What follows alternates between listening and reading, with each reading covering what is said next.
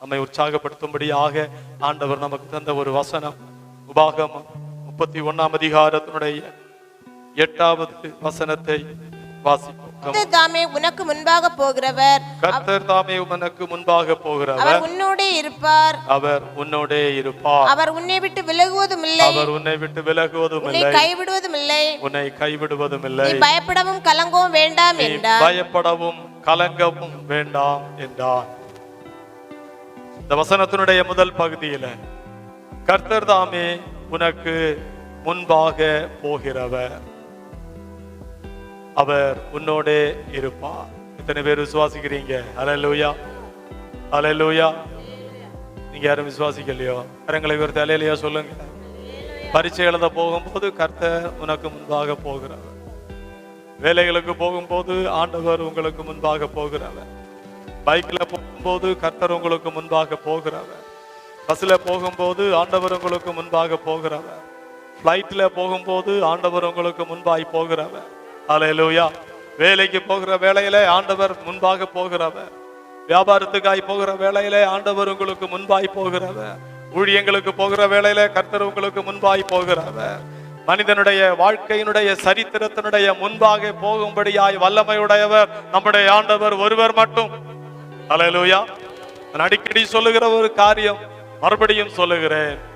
ஆயுசு நாட்களில சரித்திரத்திலே முன்பாக செல்லும்படியாக, நாளைக்கு 4ஆம் தேதி நீங்க நான் நாளைக்கு 4ஆம் தேதியில போகிறதற்கு முன்பாக நம்முடைய ஆண்டவர் 4ஆம் தேதிக்குள்ள ஆண்டவர் போயிருக்கிறார்.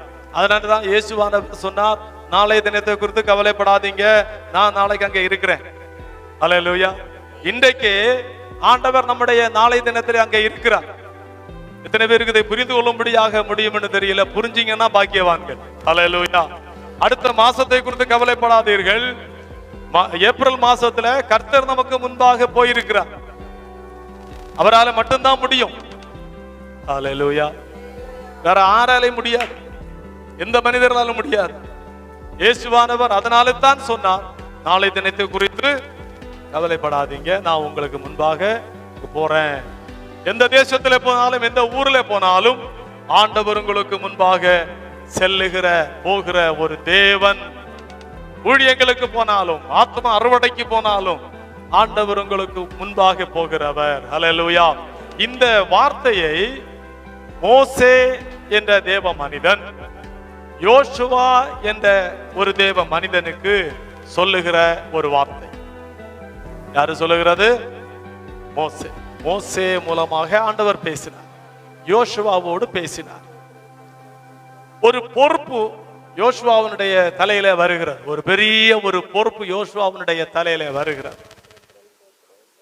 அது சாதாரணப்பட்ட ஒரு பொறுப்பு அல்ல. நல்லா கவனிங்க. ஒரு பொறுப்பு இங்க இருக்கிறதுல ஒரு பொறுப்பு இல்லாதவங்க யாருமே கிடையாது. ஹல்லேலூயா. ஒரு பொறுப்பு இல்லாதவங்க யாருமே கிடையாது. ஏதாவது ஒரு விஷயத்துல பொறுப்புள்ளவர்களாக நீங்கள் ஒவ்வொருவரும் மாற வேண்டும்.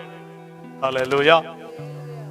அடிக்கடியாக நாங்கள் ஜெபிக்கிற ஒரு காரியம், பிள்ளைகள் பொறுப்புள்ள பிள்ளைகளாக மாற வேண்டும். என்ன பொறுப்பு? குடும்பத்தினுடைய பொறுப்புல சில காரியங்கள் இருக்கும். சாப்பிட்ட பாத்திரத்தை கழுகுற ஒரு பொறுப்பாவது பிள்ளைகளுக்கு வரணும். ஹல்லேலூயா. தாங்க உடுக்கிற துணிகளை துவைக்கிற ஒரு பொறுப்பாவது பிள்ளைகளுக்கு வந்தால் அங்கேயே ஆரம்பமாகிறது. எத்தனை பேருக்கு புரியுது? பிள்ளைகள் யாரும் கோவப்படக்கூடாது.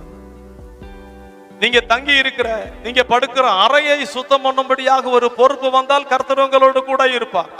ஆண்டவர் உங்களுக்கு முன்பாக செல்வார். சொல்லிட்டே போகலாம். இப்படி நிறைய காரியங்களை சொல்லிக்கொண்டே போகலாம். பொறுப்பு எப்ப ஆரம்பிக்கிறது?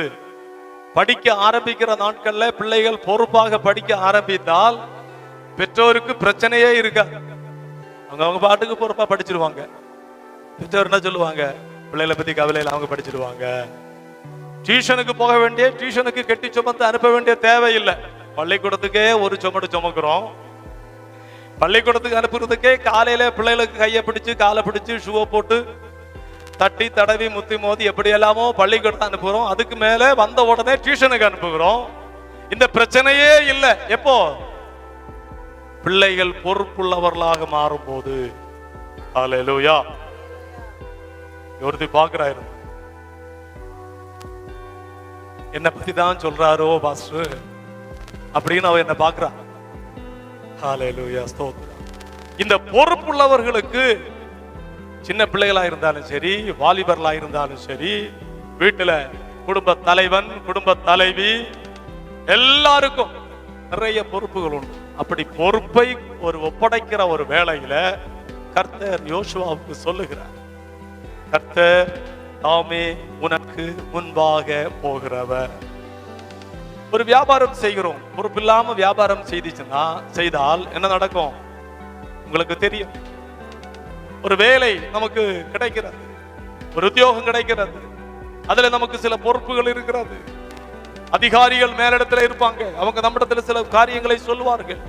இன்னென்ன காரியங்களை செய்ய வேண்டும், இன்னென்ன காரியங்களை சொல்ல வேண்டும், இன்னென்ன காரியங்களை சொல்லாமல் இருக்க வேண்டும். ஹல்லேலூயா. பொறுப்பு சொல்லாம இருக்கிறதுக்கு, சில காரியங்களை செய்யாம இருக்கிறதுக்கு ஒரு பொறுப்பு. இதெல்லாம் நம்ம கொஞ்சம் அறிந்து ஏற்றுக்கொண்டு செயல்பட ஆரம்பித்தால் ஆண்டவர் தாமே உங்களுக்கு முன்பாக செல்வார். ஹல்லேலூயா.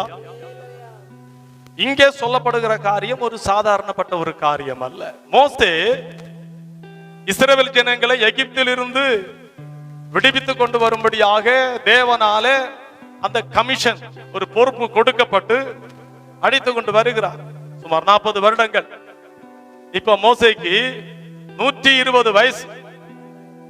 எத்தனை வயசு? 120 வயசு.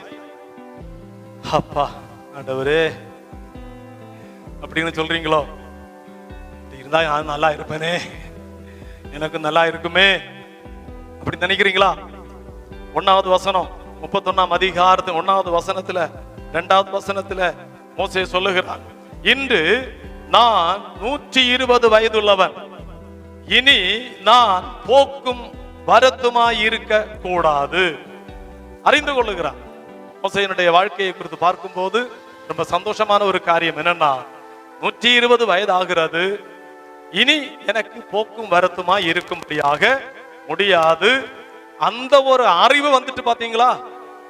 சிலருக்கு அந்த அறிவு வராது, சிலருக்கு அந்த அறிவு வராது. அங்க காலு நீட்டி கிடக்கிற வேளையிலேயும் என்னெல்லாமோ சாதிக்கலாம்னு நினைப்பு. இந்த உணர்வு எப்ப வரணும்னா, நல்ல அறிவோடும் தெளிவோடும் ஆரோக்கியத்தோடும் சுகத்தோடும் பலத்தோடும் இருக்கிற வேளையில இந்த ஒரு அறிவு வரணும். இதுவரையும் ஆண்டவர் என்னை வழி நடத்தினார். 40 வருஷங்கள் பார்வோனுடைய அரண்மனையில, 40 வருஷங்களை ஆடுகளை மேய்த்து கொண்டு வனாந்தரத்துல காடுல, அடுத்த 40 வருஷங்கள் இந்த மாடுகளை மேய்த்து கொண்டு, எந்த மாடுகள்? இஸ்ரவேல் ஜனங்கள் அந்த எருமைகளை மேய்த்து கொண்டு இந்த வனாந்தரத்துல அப்படியெல்லாம் மோசே நினைச்சிருப்பாரு. இந்த 120 வருஷங்கள் ஆண்டவனை நடத்தினா இனி பழையது போல போக்கும் வரத்துமா இருக்கும்படியாக முடியாது. நம்பர் 1. 2வது, இந்த யோர்தானை நீ கடந்து போவதில்லை என்று கர்த்தர் என்னோட சொல்லி இருக்கிறார். ஹல்லேலூயா. மோசேட்ட ஆண்டவர் சொன்ன காரியத்தை 120 வயசுலேயும் மோசே ஞாபகத்திலே வைத்து என்ன சொன்னார்? உனக்கு அப்பப்போ கோபம் வருதுப்பா, அதனால ஒரு சின்ன ஒரு பனிஷ்மெண்ட். நீ கானான் தேசத்திலே போய் போகாமலேயே உன்னை நான் எடுத்துக்கொள்வேன், யோர்தானை தாண்டாமலேயே உன்னை நான் எடுத்துக்கொள்வேன், நீ கானான் தேசத்துல பிரவேசிக்க மாட்டாய் என்று சொன்னப்போ மோசேக்கு கண்டிப்பாக கொஞ்சம் கஷ்டமா இருந்திருக்கும். இவ்வளவு தூரம் 40 வருஷம் சுமந்துட்டு வந்தனே, 40 வருஷம் நடத்திட்டு வந்தனே, இப்போ ஆண்டவர் இப்படி சொல்றாரு என்று சொல்லி கொஞ்சம் வருத்தமா இருந்தாலும் சந்தோஷத்தோடு அதை ஏற்றுக்கொண்டு, அதைத்தான் இங்கே சொல்லுகிறான், ஆண்டவர் எனகிட்ட இப்படி சொல்லி இருக்கிறார். ஹல்லேலூயா. இப்ப 2 காரியத்தை நாம் இங்கே காணும்படியாக முடியும். ஒன்று, 120 வயது ஆகிறது, இனி பழையது போல போக்கும் வரத்துமாய் இருக்கும்படியாக முடியாது என்பதை 120 வயதில மோசே நல்ல அறிவோடு உணர்ந்து கொண்டார். இது நம்முடைய ஜீவியத்தில் வர வேண்டும். ஹல்லேலூயா. யாரும் 120க்காக காத்திருக்கண்டாம், இந்த செய்தி கேட்கிற இன்னைக்கே எல்லாரும் கொஞ்சம் ஆயத்தப்படும்படியாக ஆரம்பிங்க. எந்தெந்த காரியத்திலே உங்களுக்கு பொறுப்புகள் உருவாக வேண்டுமோ அதற்கென்று ஆயத்தப்படுங்கள். கர்த்தர் நிச்சயமாக பெரிய காரியங்களை செய்வார். இரண்டாவது, ஆண்டவர் உங்களை குறித்து என்ன சொன்னார்? இன்னும் ஆண்டவர் உங்களை குறித்து எதுவும் தெளிவாக சொல்லவில்லை என்ற ஒரு அனுபவம் உங்களுக்கு இருக்கும்னா ஆண்டவரத்துல போய் கேளுங்க. ஆண்டவரே, என்னை பத்தி என்ன சொல்ல விரும்புகிறீர்? உள்ளத உள்ளது போல சொல்லி. ஹல்லேலூயா. ஆண்டவர் சொல்லி இருக்கிறார். அதனால இப்பொழுது எல்லா பொறுப்புகளையும் யோசுவாவிடத்திலே கொடுத்து, நீ பலன் கொண்டு திடமனதாயிரு, நீ பயப்பட வேண்டாம், கலங்க வேண்டாம், இந்த ஜனங்களை நீ யோர்தானை கடந்து அந்த கரையில கொண்டு போய் சேர்ப்பாய், அவர்களுக்கு தேசத்தை பங்கிட்டு கொடுப்பாய் என்றெல்லாம் சொல்லிவிட்டு, கர்த்தர் தாமே உனக்கு முன்பாக போகிறவர், அவர் உன்னோடு இருப்பார். ஹல்லேலூயா. அப்ப தேவனுடைய திட்டத்தின்படி இந்த மோசே யோசுவாவுக்கு கொடுக்கிற பொறுப்பு என்று சொல்லக்கூடியது ஒரு பெரிய ஜெனரேஷனல் ரெஸ்பான்ஸ், தலைமுறைகளுக்கு அடுத்த ஒரு பொறுப்பு. ஹல்லேலூயா. தலைமுறைகளுக்கு அடுத்த ஒரு பொறுப்பு. இது நம்முடைய ஜீவியங்கள் எல்லாம் வரும். நம்முடைய தாத்தா பாட்டிமாருடைய வாழ்க்கையெல்லாம் பார்த்தீங்கன்னா இன்னைக்கு நமக்கு சில குடும்பங்களில் ஒரு பொறுப்பு இருக்கிறது என்று சொன்னால் அடுத்த ஒரு ஜெனரேஷனல் சேஞ்ச் வரும், ஜெனரேஷனல் ரெஸ்பான்ஸ்கள் வரும், தலைமுறைகளுக்கு அடுத்த பொறுப்புகள் வரும். அதுதான் வாழ்க்கை. ஒன்னும் இல்லாம ஒரு பொறுப்பும் இல்லாம வாழ்கிறவர்களையும் நாம் நம்முடைய ஊர்ல பார்க்கிறோம். எல்லா ஊர்லயும் பார்க்கும்படியாக முடியும். ஒரு பொறுப்பும் கிடையாது. அது எப்படித்தான் ஜீவிக்கிறாங்கன்னு தெரியாது. ஒரு தலைமுறை பொறுப்பு இல்ல, அடுத்த தலைமுறைக்காவது ஒரு பொறுப்பு வருமா என்று கேட்டால் அதுவும் வரல. ஹல்லேலூயா. ஒரு தலைமுறைகளுக்கு அடுத்த ஒரு பொறுப்பை தான் மோசே யோசுவாவுக்கு கொடுக்கிறார். அதுவும் நமக்கு மிக முக்கியமான ஒரு அனுபவமாய் காணப்படுகிறது. இதெல்லாம் நம்ம கொஞ்சம் அறிந்து முன்னேறினால் நிச்சயமாக தலைமுறையாக நம்முடைய சந்ததிகள் ஆசீர்வாதமாயிருப்பார்கள், நம்முடைய காரியங்கள் ஆசீர்வாதமாயிருக்கும். ஹல்லேலூயா. நம்முடைய காரியங்கள் ஆசீர்வாதமாக இருக்கும். கர்த்தர் உங்களுக்கு முன்பாக செல்லுகிறவர், கர்த்தர் உங்களோட இருப்பார். இந்த வார்த்தையை ஆண்டவர் மோசே மூலமாக யோசுவாவுக்கு சொல்லுகிறார். ஹல்லேலூயா. ஆனால் மத்தேயு சுவிசேஷத்தினுடைய 28ஆம் அதிகாரத்தினுடைய 20வது வசனத்துல ஆண்டவர் இயேசுவானவரே அவரை பின்பற்றுகிற சீஷர்களுக்கும் இன்றைக்கும் ஆண்டவரை பின்பற்றுகிற எனக்கும் உங்களுக்கும் இயேசுவானவர் நேரடியாகவே சொல்லுகிறார். வாசிங்க மத்தேயு 28ஆம் அதிகாரத்தினுடைய 20வது வசனத்தை வாசிங்க. நான் உங்களுக்கு கட்டளையிட்ட யாவையும், நான் உங்களுக்கு கட்டளையிட்ட யாவையும் அவர்கள் கைக்கொள்ளும்படி அவர்களுக்கு உபதேசம் பண்ணுங்கள். இதோ உலகத்தின் முடிவு பரியந்தம் சகல நாட்களிலும் நான் உங்களுடனே கூட இருக்கிறேன் ஹல்லேலூயா. அது ஒரு பயங்கரமான ஒரு வார்த்தை. ஆண்டவர் இயேசுவானவர் நேரடியாக நமக்கு சொல்லக்கூடிய ஒரு வார்த்தை. இன்று வரையும் ஆண்டவரை பின்பற்றுகிற, ஆண்டவருடைய வார்த்தைகளை கேட்கிற, இல்லாட்ட இந்த வசனங்களை கேட்கிற எல்லாருக்கும் ஆண்டவர் நேரடியாக சொல்லக்கூடிய ஒரு வார்த்தை, உலகத்தின் முடிவு பரியந்தம் நான் உங்களோட கூட இருக்கிறேன். இப்ப கொஞ்சம் சிந்திச்சு பாருங்க. ஆண்டவர் மோசே மூலமாக யோசுவாவுக்கு சொன்ன அனுபவமா, ஆண்டவர் நேரடியாக உங்களுக்கு சொல்லுகிற அனுபவமா? எந்த அனுபவம் மேலானது? ஹலோ, புரியுதா உங்களுக்கு? ஆண்டவர் யோசுவாவுக்கு சொல்லும் போது மோசே மூலமாய் சொல்லுகிறார். ஆண்டவர் நம்மோடு சொல்லும் போது நேரடியாக இந்த வசனத்தின் மூலமாய் சொல்லுகிறார், நான் உங்களோடு கூட இருக்கு. அப்ப யோசுவா மேலானவரா நம்ம மேலானவங்களா? புரியலையோ? புரியல, ஒன்னும் புரியல. இந்த அக்காவுக்கும் ஒண்ணுமே புரியல. யோசுவாவோடு ஆண்டவர் மோசே மூலமாய் பேசினார், நம்மோடு கூட ஆண்டவரே நேரடியாய் பேசுகிறார். இதோ உலகத்தின் முடிவு பரியந்தம் நான் உங்களோடு கூட இரு. அப்படின்னு நம்ம தான் முக்கியமானவர்கள். மோசே யோசுவாவை விட நாம் விசேஷித்தவர்கள். ஹல்லேலூயா. இதையெல்லாம் நம்ம கொஞ்சம் ஏற்றுக்கிடாம இருந்தாச்சுன்னா நமக்கு அனுபவிக்க முடியாது. இந்த பொறுப்பை எல்லாம் நாம் ஏற்றுக்கொள்ள வேண்டும். ஆண்டவர் என்னிடத்துக்கு சொல்லி இருக்கிற இதோ உலகத்தின் முடிவு பரியந்தம். இன்னும் ஒரு காரியத்தை உங்களுக்கு சொல்லுகிறேன். இந்த 19வது வசனத்தை நான் வாசிக்கும் போது மத்தேயு 28ஆம் அதிகாரத்துடைய 19வது வசனத்துல புறப்பட்டு போய் சகல ஜாதிகளுக்கும் சுவிசேஷம் பிரசங்கியுங்கள், சகல ஜாதிகளையும் சீஷராக்குங்கள். அது புறப்பட்டு போய் செய்யக்கூடிய ஒரு ஊழியம். ஏதோ 4 சுவருக்குள்ள நாம் ஆராதித்தோம் ஜெபித்தோம் என்று போகிறதல்ல. தேவனை அறியாத ஜனங்கள் மத்தியில மிஷனரி ஊழியங்கள், சுவிசேஷ ஊழியங்களை செய்கிற நானும் நீங்களும் யோசுவாவை விட விசேஷித்தவர்கள். ஏன்னா ஆண்டவர் அந்த புறப்பட்டு போய் சுவிசேஷம் அறிவிக்கிறவர்களுக்கு விசேஷமாய் சொல்லக்கூடிய ஒரு காரியம் என்னன்னா, உலகத்தின் முடிவு பரியந்தம் நான் உங்களோடு கூட இருப்பேன். அப்படின்னா புறப்பட்டு போகாம ஊர்லயே இருக்கிறவங்களை பத்தி ஆண்டவர் சொல்லுகிறதை விட, ஆண்டவர் எதிர்பார்க்கிறதை விட, உங்களுக்கு அந்த ஊழியங்களை குறித்து ஜெபிக்கிறவர்கள், அந்த ஊழியங்களை தாங்குகிறவர்கள், அந்த ஊழியங்களை குறித்த பாரமுடைய உங்களுக்கு ஆண்டவர் மிகவும் விசேஷமான நிலையில ஆண்டவர் உங்களோடு கூட இருப்பார் என்பதை உறுதியாக சொல்லுகிறார். அல்லேலூயா. சுருக்கமா சொன்னா, யோசுவாவை விட நானும் நீங்களும் மிகவும் மேன்மையானவர்கள். அல்லேலூயா. அப்படித்தான் நான் நம்முடைய ஜீவியத்தை ஏற்றுக்கொள்ள வேண்டும். யோசுவாவுக்கு அப்படி ஆண்டவர் பேசினாரு, ஆமா அதே மாதிரி என்னோட கூட இருக்கிறார் என்று சொன்னால் அது ஒரு சரியான ஒரு அனுபவம் அல்ல. யோசுவாவை விட மோசையை விட நானும் நீங்களும் மேன்மையானவர்கள் என்ற ஒரு உணர்வோடும் தைரியத்தோடு கூட நாம் முன்னேற வேண்டும். ஏன்னா அவருடைய காலம் எல்லாம் போயிடுச்சு. நம்முடைய காலங்களில் நாம் இன்றைக்கு வாழ்ந்திருக்கிறோம். நம்முடைய காலங்களில் நாம் விசேஷித்தவர்கள் என்றதான ஒரு உணர்வை நாம் கடைபிடித்தால்தான் ஆண்டவருடைய ஆசீர்வாதங்களை நாம் பெற்றுக்கொள்ளும்படியாக முடியும். ஆண்டவர் நம்மோடு கூட இருக்கிறதை நாம் அனுபவிக்கும்படியாக முடியும். எனவே சும்மா ஏதோ ஒரு பிரசங்கமாக ஆலோசனையாக சொல்லிவிடும்படியாய் விரும்பல, சில காரணங்களை உங்களுக்கு காண்பிக்கும்படியாய் விரும்புகிறேன். அல்லேலூயா. மோசேயோடு கூட ஆண்டவர் பேசுகிற வேளையில யோசுவாவுக்கு இவ்வளவு பெரிய ஒரு வார்த்தையை சொல்லி மோசேயை யோசுவாவை தைரியப்படுத்துகிறாரு.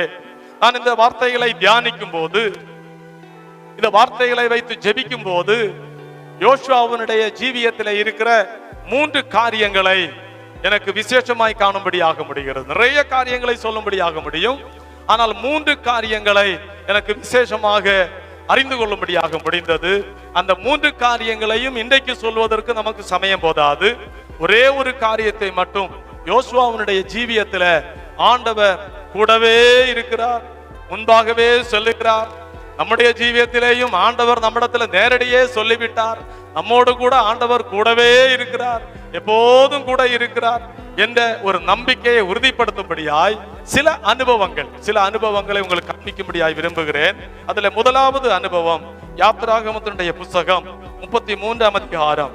யாத்திராகமத்தினுடைய புத்தகம் 33ஆம் அதிகாரத்தினுடைய 11வது வசனத்தை வாசிப்போம். ஒருவன் தன் சிநேகிதனோட பேசுவது போல கர்த்தர் மோசேயோட முகமுகமாய் பேசினார். பின்பு அவன் பாளையத்துக்கு திரும்பினான். நூனின் குமாரனாகிய யோசுவா என்னும் அவனுடைய பணிவிடைக்காரனாகிய வாலிபன் ஆசரிப்பு கூடாரத்தை விட்டு பிரியாதிருந்தான். போதும். ஹல்லேலூயா. யோசுவாவுடைய ஜீவியத்துல ஆண்டவர் முன்பாக செல்லும்படியாகவும் கூட இருப்பதற்காகவுமான முதலாவது நம்பர் 1 காரணம்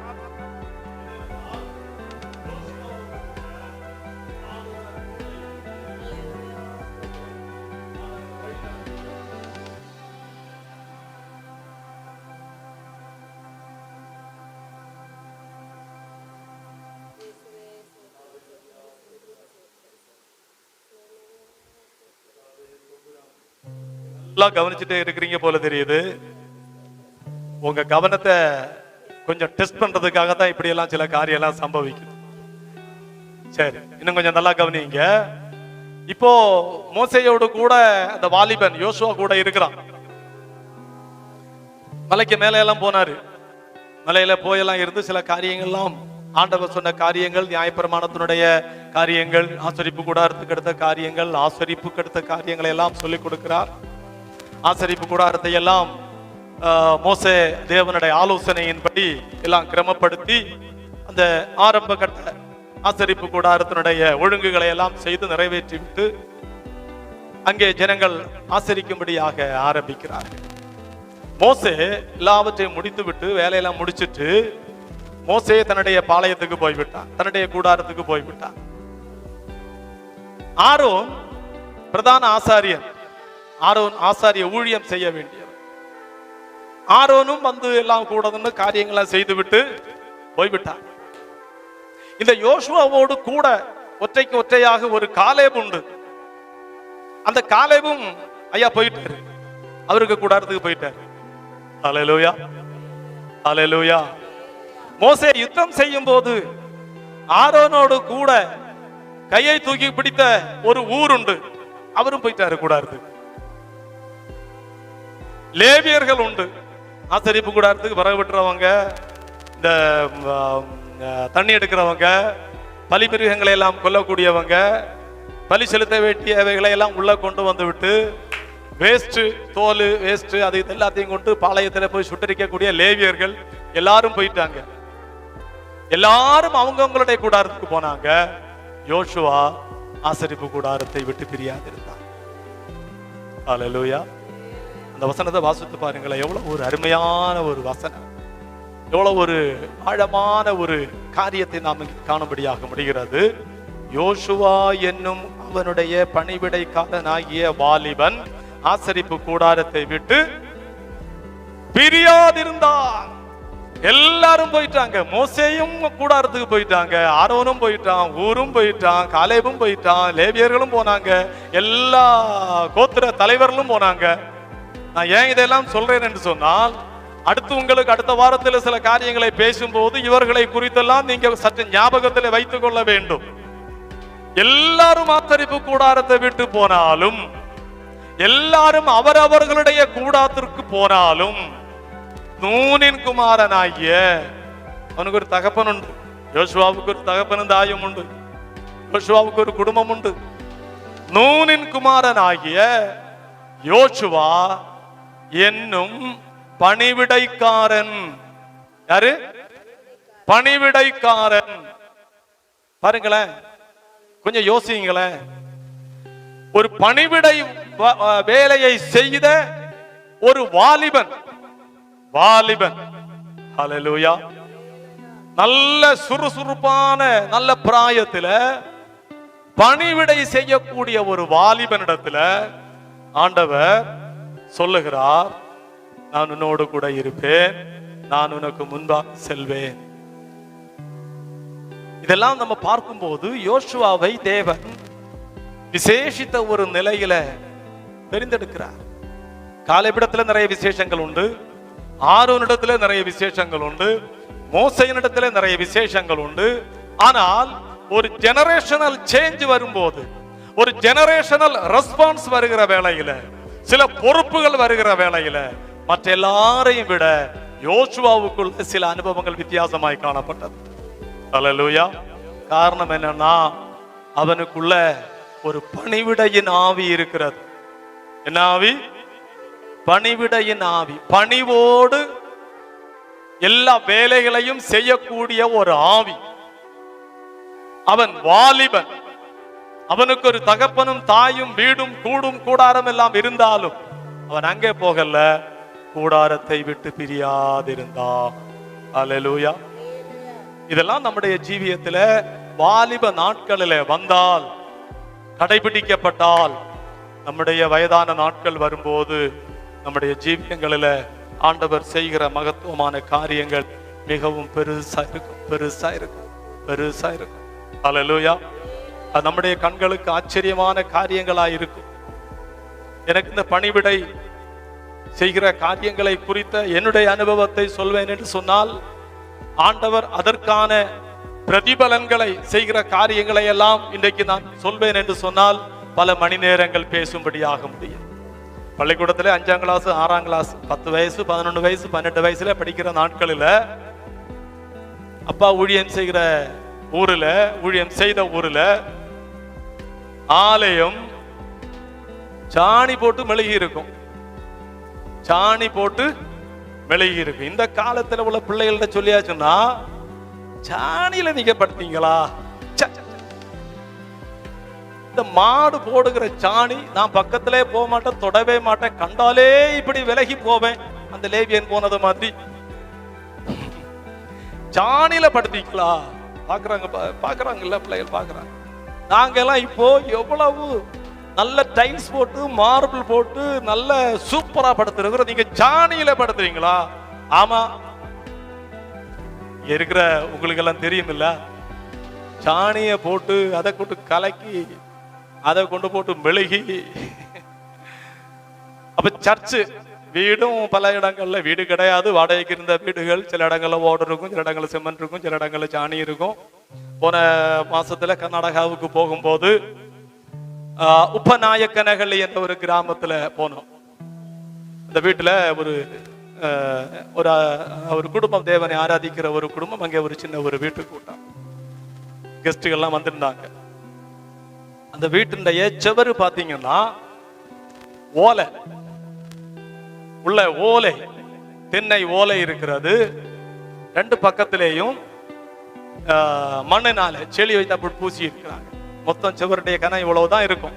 செவருடைய கனம் நடுவுல ஓலை இருக்கிறது, ரெண்டு பக்கத்திலையும் செளி பூசி அதுல பெயிண்ட் அடிச்சிருக்கிறாங்க. இதுதான் செவர். ஃபவுண்டேஷன் ஒன்றும் கிடையாது. 4 மூலையிலையும் கல் தூண் நாட்டி இருக்கு, மேல கூரை அந்த பிடியில இருக்கிறது. அல்லேலூயா. வந்திருந்தவங்க எல்லாரும் பார்த்து அந்த செவரை பார்த்து, இந்த செவர் எப்படி இருக்குது, எப்படி நிற்கிறது, இது எத்தனை வருஷம் இருக்கும் என்றெல்லாம் கேட்டாங்க. ஒரு ஆளு சொன்னாரு, அங்க இருக்கிற ஒரு ஆளு சொன்னாரு, நல்லா பராமரிச்சா 50 வருஷத்துக்கு மேலேயும் அப்படி இருக்கும். ஏன்னா காற்றும் தண்ணியும் வெயிலும் படாம இருந்தா போதும், நிற்கும். உள்ள சில கம்புகள் இருக்கிறது, ஓலை செவரு தான் ஓலை. ஒரு காலத்துல அப்படிப்பட்ட ஓலை செவர்ல நானும் படுத்திருக்கிறேன், வருஷங்கள் படுத்திருக்கிறேன். சில சந்தர்ப்பங்களில் அந்த ஓலை செதலு கரையான் அரித்து அது அப்படியே உள்ள இருந்து அப்படியே செதல் உள்ள வந்துடும். அங்கே தவளை வந்து வாசம், தவளையை பிடிப்பதற்கு பாம்புகளும் வரும். அப்படிப்பட்ட ஓலை கூரையிலெல்லாம் ஒரு காலத்துல வாசம் பண்ணி இருக்கும்படியான பாக்கியத்தை ஆண்டவர் தந்திருக்கிறதுனால இன்னைக்கு நிறைய ஆலயங்களை கட்டி கொண்டே இருக்கிறோம். அல்லேலூயா. இப்படி ஒரு ஆலயம் அப்பா ஊழியம் செய்கிற நாட்களில் 10 வயசு 11 வயசுல அந்த ஆலயத்தை பெருக்கணும், தூக்கணும், மூக்குல துணி கட்டணும். ஏற்கனவே சொல்லி இருப்பேன், கேட்டவங்க திரும்ப கேளுங்க, கேட்காதவங்க திரும்ப கேளுங்க, நல்லா கேளுங்க. ஆலயத்தை பெருக்கணும். ஆலயத்தை பெருக்கும்போ தூசி, சாணி இல்லையா, தூசி வரும். தண்ணி தெளிக்கணும். தண்ணி தெளிச்சாலும் நிக்காது. கூடுதல் தெளிச்சாச்சுன்னா குப்பை ஒன்றும் வராது, அங்கதான் உறைஞ்சிடும். தூசி மேல வரும், மூக்கில கெட்டிட்டு தூக்கணும். அப்படியெல்லாம் தூத்த ஒரு காலம், அப்படியெல்லாம் பெருக்கின ஒரு காலம். அதனுடைய பலன் தான் இன்னைக்கு ஆண்டவர் ஆலயங்களை பெருக்கி கொண்டே இருக்கிறார். அல்லேலூயா. அன்னைக்கு அந்த பெருக்கல், இன்னைக்கு இந்த பெருக்கல். அல்லேலூயா. இதுல எல்லாம் சில ரகசியங்கள் இருக்கிறது பாருங்க. யோசுவாவினுடைய அனுபவங்கள், அவன் பணிவிடைக்காரன். இன்னைக்கு ஒரு விளக்குமாறு எடுக்க சொல்லியாச்சுன்னா ஊழியக்காரர்களுக்கு ஐயோ என்னமோ அவங்களுடைய டிக்னிட்டி எல்லாம் போயிருச்சு. டிக்னிட்டி, விளக்குமாறு எடுத்தா டிக்னிட்டியே போயிருச்சு. ஒரு குப்பை வாரி போட்டாச்சுன்னா அவங்க டிக்னிட்டியே போயிருச்சு. அந்த ஒரு காலம் எப்படி உருப்படும், எப்படி கர்த்தர் கூட இருப்பா, நல்லா கவனிக்க வேண்டும். ஆண்டவர் நமக்கு முன்பாக செல்ல வேண்டும் என்றால், ஆண்டவர் நம்முடைய தரிசனத்திலே முன்பாய் செல்ல வேண்டும் என்றால், ஆண்டவர் நம்முடைய ஊழியத்திலே முன்பாய் செல்ல வேண்டும் என்றால், உங்களுடைய குடும்பத்தினுடைய ஆசீர்வாதங்களிலே ஆண்டவர் முன்பாய் செல்ல வேண்டும் என்று சொன்னால், அந்த பணிவிடை ஆவி யோசுவாவுக்குள்ள இருந்ததை நாமும் கடைபிடிக்க வேண்டும். இதெல்லாம் சொல்லுகிறதுல வெக்கம் இல்லையா? இன்னொருவள் நீங்க நினைச்சீங்கன்னா வெக்கமே இல்லை. ஏன்னா அனுபவிச்ச காரியங்கள். ஹல்லேலூயா. அந்த பணிவிடை ஆவி யோசுவாவுக்குள்ள இருந்தது. எனக்கு ஒரு பெரியப்பா உண்டு, அப்பாவுடைய 5வது அண்ணன். அவரு அப்பாவுடைய குடும்பம் எல்லாம் சிஎஸ்ஐ குடும்பம். அந்த பெரியப்பாவை தான் ஆண்டவர் முதல்ல ரட்சித்தார், ஊழியங்களுக்கு அழைத்தார். இப்ப அந்த சிஎஸ்ஐ பாஸ்டர்மாரோடு கூட அவர் அந்த காலத்துல ஒரு 60-65 வருஷத்துக்கெல்லாம் முன்னாடி, நான் பிறப்பதுக்கெல்லாம் முன்னாடியே உள்ள கதை. அவரு சிஎஸ்ஐ பாஸ்டர்மாரோடு கூட சேர்ந்து ஊழியங்களுக்கு எல்லாம் போகிறதுனால அங்கி போடுவார். அங்கி போடக்கூடிய ஒரு பழக்கம் அவர் கடைசி காலம் வரை. பிற்பாடு அவருங்க ஒரு ஸ்தாபனம் எல்லாம் ஊழியம் ஆரம்பித்து இன்றைக்கு 2-3வது தலைமுறையில அது ஒரு பெரிய ஒரு ஸ்தாபனமாக ஊழியமாக கேரளாவிலும் பல இடங்கள்லாம் நடைபெற்று கொண்டே இருக்கிறது. அந்த பிள்ளைகளும் ஒருவேளை இந்த காரியங்கள்லாம் கேட்பாங்க. அதனால தான் சொல்றேன், அந்த பெரியப்பா அவர் ஊழியங்களை செய்கிற நாட்களில் காட்டன் துணியில உள்ள அங்கி, இப்ப உள்ள பிள்ளைகளுக்கெல்லாம் அந்த அங்கிய தூக்குறதுக்கே உள்ள கெல்ப்பு இருக்காது, அப்படிப்பட்ட அங்கி, ஆளு நல்ல உயரமா இருப்பாரு. அப்ப அவருடைய அங்கியும் அப்படி இருக்கும், காட்டன் துணி, சுத்தமான காட்டன் துணியில வெள்ளை துணி. நான் ஒரு 11 SLC எல்லாம் படிக்கிற நாட்களில், PUC படிக்கிற நாட்களில், அவர் நல்ல கொஞ்சம் வயதான நாட்களில் அவருடைய பிள்ளைகள் எல்லாம் திருமணமாகி பல இடங்கள்ல போய் அவர் மட்டும் தனிமையாக வீட்டில் இருப்பார். பராமரிப்பதற்கு ஒரு அம்மா உண்டு, அவங்க தான் பராமரிப்பாங்க. மாசத்துக்கு ஒரு முறை போகிற வேளையில இந்த 4-5-6 காட்டன் அங்கிய வச்சிருப்பார். எனக்கு உடுக்கிறதுக்கு இல்ல, அழுக்காக்கி வச்சிருப்பாரு துவைக்கிறதுக்கு. அப்ப அங்க வீட்டோட சேர்ந்து ஒரு கிணறு உண்டு. நல்ல மழை பெஞ்சாச்சுன்னா ஒரு 10 குடம் தண்ணீர் கிடைக்கும். நல்ல மழை பெய்கிற சமயத்துல 10 குடம் தண்ணீர் கிடைக்கும் ஒரு மலைக்கு மேல. மற்றபடி தண்ணீரே கிடைக்காது அந்த காலத்துல. ஒரு 50 வருஷத்துக்கு முன்னாடி உள்ள கதையாக இப்ப சொல்றது. அப்போ இவர் இந்த காட்டன் அங்கி, வெள்ளை அங்கி காட்டன், அது உள்ள வெளியே ஒரு லேயரு, உள்ள ஒரு லேயரு, பிறகு பாக்கெட் எல்லாம் ரொம்ப பத்திலமா இருக்கும், கை இதுவரை இருக்கும், கையெல்லாம் பார்த்தீங்கன்னா உள்ளுக்கு ஒரு கோட்டிங் எல்லாம் இருக்கும், அது ஒரு விசேஷமா இருக்கும், ஒரு செமடு இருக்கும். இதை கொண்டு போய் துவைக்கிறதுக்காக பார்த்து வச்சுட்டே இருப்பார். துவைக்கணும், இதை கொண்டு போய் துவைக்கிறதுக்கு அந்த மலைக்கு கீழே ஒரு பாறை உண்டு. அந்த பாறைக்கு செனக்கரி பாறைன்னு சொல்லுவாங்க. அந்த பாறையில எப்பொழுதுமே ஊற்று தண்ணி. இந்த வெள்ளை காட்டன் அங்கிகளை கொண்டு போய் இன்னைக்கு மாதிரி சும்மா முக்கி துவைச்சு இழுத்து போடுறது இல்ல. எப்படி துவைக்கணும்? அடிச்சு துவைச்சாதான் அழுக்கு போகும். அது அவர் நிறைய நாள் போட்டு வச்சிருப்பாரு. அடுத்த மாசம் ஜோய் வரும்போ துவைக்கிறதுக்காக ரெடி பண்ணி வச்சிருப்பார். ஹல்லேலூயா. அவருக்கு நான் போயாச்சுன்னு ரொம்ப சந்தோஷம். 2-3 நாளாக இருந்து அவருடைய அங்கிகள் எல்லாம் துவைச்சு போட்டது. எத்தனையோ மாதங்கள் அங்கியெல்லாம் துவைச்சு போட்டு அந்த செனக்கரி பாறையில போட்டு காய போட்டு நல்ல நீளம் முக்கி காய போட்டு அதையெல்லாம் எடுத்துட்டு, ஏன்னா ஈரமா சுமந்துட்டு மேல போறதுக்கே பெரிய பாடு, கீழே பாய போட்டு தான் கொண்டு போக முடியும். இன்னைக்கு அந்த பலன்களை எல்லாம் அனுபவிக்கும்படியாக கர்த்தர் கிருபை செய்கிறார். ஹல்லேலூயா. அன்னைக்கு செய்த பணிவிடைகள் இது போல எத்தனையோ சொல்லும்படியாக முடியும். இதெல்லாம் நமக்குள்ள உருவாக வேண்டிய ஒரு சுபாவ ரீதியாய் உருவாக வேண்டிய ஒரு காரியம். ஆண்டவர் எல்லாவற்றையும் ஞாபக புத்தகத்துல நோட் பண்ணி வைப்பார். ஹல்லேலூயா. எனவே இந்த யோசுவாவுக்குள்ள ஒரு பணிவிடையின் ஆவி இருந்தது. அந்த பணிவிடை செய்கிற வாலிபன் ஆசரிப்பு கூடாரத்தை விட்டு பிரியாமல் இருந்தார். தாத்தா வயதான காலத்துல இனி எல்லாம் முடிஞ்சாச்சு, அனுபவிக்க வேண்டிய எல்லாம் அனுபவிச்சாச்சு, பிள்ளைகளை கண்டாச்சு, பேர பிள்ளைகள் எல்லாம் கண்டாச்சு. இனி கடைசி காலத்துல ஆண்டவரே சோதரம் சோதரம் சோதரம் சோதரம் என்று சொல்லி ஆலயத்தோடு கூட இருப்போம் என்று சொல்லி நினைத்தல்ல. எப்போ? நல்ல சுறுசுறுக்கான வாலிப பிராயத்துல, வயசான காலத்துல வீட்டுல இருந்து எல்லாரும் விரட்டி விடுவாங்க. தாத்தாக்கு ஓத்திரம் தாங்க முடியல என்று சொல்லி பாட்டியும் பிள்ளைகளும் மருமக்களும் பேர பிள்ளை எல்லாருமா சேர்ந்து இந்த தாத்தாவுக்கு வேற வேலையே இல்லை, இவரை வச்சு வீட்டுல பொறுக்க முடியாதுன்னு சொல்லி விரட்டி விடுகிற வேலையில ஆலயங்கள்ல போய் படுத்து கிடந்துட்டு ஊழியம் செய்கிறதல்ல. வாலிப நாட்களில, நல்ல வாலிப நாட்களில யோசுவா என்னும் பணிவிடைக்காரனாகிய வாலிபன் ஆசரிப்பு கூடாரத்தை விட்டு பிரியாதிருந்தான். இதுதான் யோசுவாவுடைய வாழ்க்கையில நாம் காண்கிற முதலாவது ஒரு தகுதி. இன்னைக்கு இந்த வார்த்தைகளை கேட்கிற உங்களுக்குள்ள அந்த பணிவிடையின் ஆவி செயல்பட்டு கொண்டே இருக்க வேண்டும். நமக்கு இன்னைக்கு ஆசரிப்பு கூடாரத்தை விட்டு பிரியாம இருக்கும்படியாக முடியும். ஏன்னா அந்த காலத்துல ஆயிரக்கணக்கான வருடங்களுக்கு முன்பாக ஒரு இடத்துல ஆரம்பித்த அந்த ஆசரிப்பு கூடாரம் பிறகு எருசலேமிலே ஆலயமாக மாறி பிற்பாடு தேசமெங்கும் பரவி இன்றைக்கு உலகமெங்கும் ஆலயங்கள் பரவி இருக்கிற வேளையில நமக்கு தேவன் தந்திருக்கிறது ஆசரிப்பின் அனுபவம். என்னது? ஆசரிப்பின் அனுபவம். நமக்கு ஆசரிப்பு கூடாரம் என்று சொல்லப்படுகிறது நிறைய இருக்கிறது. அங்கே நாம் நிரந்தரமா இருக்கும்படியாக முடியாது. ஆனால் அந்த ஆசரிப்பின் அனுபவத்தை விட்டு பிரியாமல் இருக்க வேண்டும். ஹல்லேலூயா. எந்த பிராயத்திலேயும், எந்த படிப்பிலேயும், எந்த வேலைகளிலேயும், எந்த ஊரிலும், எந்த தேசத்திலும், எந்த ஊழியத்திலும் ஆசரிப்பின் அனுபவத்தை விட்டு பிரியாமல் இருக்கும்படியாக நமக்கு எல்லாருக்கும் முடியுமா? முடியாதா? முடிஞ்சா நல்லது, முடியாட்டா நான் ஒண்ணுமே கேரண்டி சொல்ல முடியாது. ஆசரிப்பின் அனுபவத்தை விட்டு யோசுவாவை மாதிரி நான் பிரியாம இருக்கணும். ஹல்லேலூயா. ஆசரிப்பின் அனுபவம் என்று சொல்லும் போது ஆராதனை ஒன்று, வீட்டில் நம்முடைய ஜெபங்கள் ஒன்று, பாடல், வேத வாசிப்பு, பரிசுத்தமான ஜீவியம், ஆண்டவருக்கு அடுத்த காரியங்கள், ஆலயத்துக்கு அடுத்த காரியங்கள்ல நம்மளாலே செய்ய முடித்த காரியங்களை செய்ய வேண்டிய சமயங்களில் செய்கிறது. ஆண்டவருக்கு அடுத்த காரியங்கள், நம்முடைய குடும்பத்துக்கு அடுத்த காரியங்களில் ஆண்டவர் என்னென்ன செய்ய வேண்டுமோ நாம் செய்ய வேண்டிய கடமைகளை, காரியங்களை செய்கிறது தான் ஆசரிப்பின் அனுபவத்தை பிரியாமல் இருக்கிற ஒரு அனுபவம். ஹல்லேலூயா.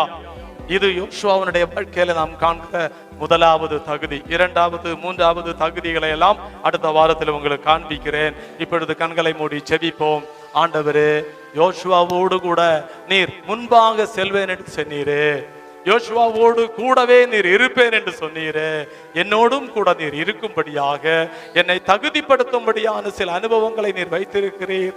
அதற்காக உமக்கு நன்றி ஆண்டவரே. யோசுவாவை போல ஹல்லேலூயா ஸ்தோத்திரம். அந்த பணிவிடைக்காரனாகிய வாலிபன் பணிவிடை செய்யக்கூடிய ஒரு அனுபவத்தோடு கூட யோசுவா ஆசரிப்பு கூடாரத்தை விட்டு பிரியாதிருந்தான். மோசேயே தன்னுடைய கூடாரத்துக்கு போய்விட்டான், பாளையத்துக்கு போய்விட்டான். வனாந்தரத்தில் எல்லாரும் அங்கங்காக அவங்களுக்கு கூடாரங்களை போட்டு இருக்கிறார்கள். யோசுவாவுக்கும் ஒரு வீடும் கூடாரமும் பாளையம் எல்லாம் உண்டு. ஆரோன் அவனுடைய பாளையத்துக்கு போய்விட்டான், ஊரு அவனுடைய பாளையத்துக்கு போய்விட்டான், காலேபு அவருடைய பாளையத்துக்கு போய்விட்டான். எல்லாரும் போனாங்க, லேவியர்கள் எல்லாரும் போனாங்க, கோத்திர தலைவர்கள் எல்லாரும் போனாங்க. யோசுவாவோ ஆசரிப்பு கூடாரத்தை விட்டு பிரியாதிருந்தான். எப்படி ஆண்டவர் அவனுக்கு முன்பாக செல்லாமல் இருப்பார்? எப்படி அவனோடு கூட தேவன் இருக்காமல் இருப்பார்? நினைச்சு பாருங்களேன். இன்னைக்கு நம்முடைய ஜீவியங்கள்ல நாம் பல சந்தர்ப்பங்கள்லேயும் ஆண்டவர் எனக்கு முன்பாக செல்லலையோ, ஆண்டவர் கோணலானதை செம்மையாக்கவில்லையோ, ஆண்டவர் கரடுமுரடானதை சமமாக்கவில்லையோ, ஆண்டவர் எனக்காக கிரியை செய்யவில்லையோ, ஆண்டவர் என்னுடைய ஜெபத்தை கேட்கவில்லையோ, அந்த பணிவிடையின் ஆவி இருக்கிறதா? வாலிப நாட்களிலேயோ வயதான காலத்திலேயோ வசதி போலவோ ஆசரிப்பின் அனுபவத்தை விட்டு பிரியாத அனுபவம் இருக்கிறதா என்பதை சற்று நிதானித்து யோசித்து பார்த்து ஒரு நிமிடம் ஜெபம் பண்ணீங்கன்னா போதும். இன்றையிலிருந்து there should be a change in your life. உங்களுடைய வாழ்க்கையில ஒரு பெரிய ஒரு மாற்றம் உருவாக்க வேண்டும். ஆண்டவர் உங்களுக்குள்ள ஒரு ஜெனரேஷனல் ரெஸ்பான்ஸை கர்த்தர் கொடுக்கிறார். ஹல்லேலூயா. ஒரு தலைமுறைக்கு அடுத்த ஒரு பொறுப்பை கர்த்தர் உங்களுக்கு வாக்கு பண்ணுகிறார். உங்களுடைய குடும்பத்துக்கு அடுத்த காரியங்களில் ஒரு தலைமுறைக்கு அடுத்த ஒரு பொறுப்பை தேவன் உங்களுக்குள்ள வைத்திருக்கிறார். அதுல ஆண்டவர் உங்களுக்கு முன்பாக சென்றால்தான் உங்களுக்கு அது ஆசீர்வாதமாயிருக்கும். ஆண்டவர் உங்களோடு கூட இருந்தால்தான் அதை நீங்கள் ஆசீர்வாதமாய் அனுபவிக்கும்படியாக முடியும். எத்தனையோ கிறிஸ்தவர்கள், எத்தனையோ விசுவாசிகள், எத்தனையோ ஊழியர்கள் வேதனைப்படுவதற்கான காரணம் என்ன? ஆரோனை போல அழைக்கப்பட்டோம், யோசுவாவை போல யுத்தம் பண்ணினோம், காலேபை போல உளவு பார்த்தோம், எல்லாம் இருக்கிறது. ஆசரிப்பு கூடாரத்தை விட்டு பிரியாத அனுபவம் இருக்கிறதா? எத்தனை ஊழியர் இன்றைக்கு ஆசரிப்பின் அனுபவத்தை விட்டு அரசியலை விட்டு பிரியாமல் இருக்கிறார்கள், புரோக்கர் வேலையை விட்டு பிரியாமல் இருக்கிறார்கள், ஏஜென்சிகள் வேலைகளை வைத்து பிழைத்துக் கொண்டிருக்கிறார்கள். ஹல்லேலூயா. சற்று உணர வேண்டிய ஒரு காலம். அரசியல், ஊழியக்காரங்களுக்கு அரசியல், எம்பி எலெக்ஷன் வர போகிறது, எம்எல்ஏ எலெக்ஷன் வர போகிறது, அது வரப்போ இது வரப்போகிறது, ஊழியக்காரங்களுக்கு அரசியல். ஹல்லேலூயா. ஆசரிப்பை விட்டு பிரியாம இரு. ஆண்டவர் அரசியலை ஆண்டவர் பார்த்துக் கொள்வார். ஹல்லேலூயா. யோசுவா ஆசரிப்பு கூடாரத்தை விட்டு பிரியாதிருந்தார். கர்த்தர் அவனுக்கு முன்பாக சென்றார். அருமையான தேவ பிள்ளைகளே, நல்ல பாரத்தோடு கூட ஜெபம் பண்ணுங்க. நல்ல பாரத்தோடு கூட ஜெபம் பண்ணுங்க. கர்த்தர் நமக்காக கிரியை செய்கிற ஒரு தேவன்.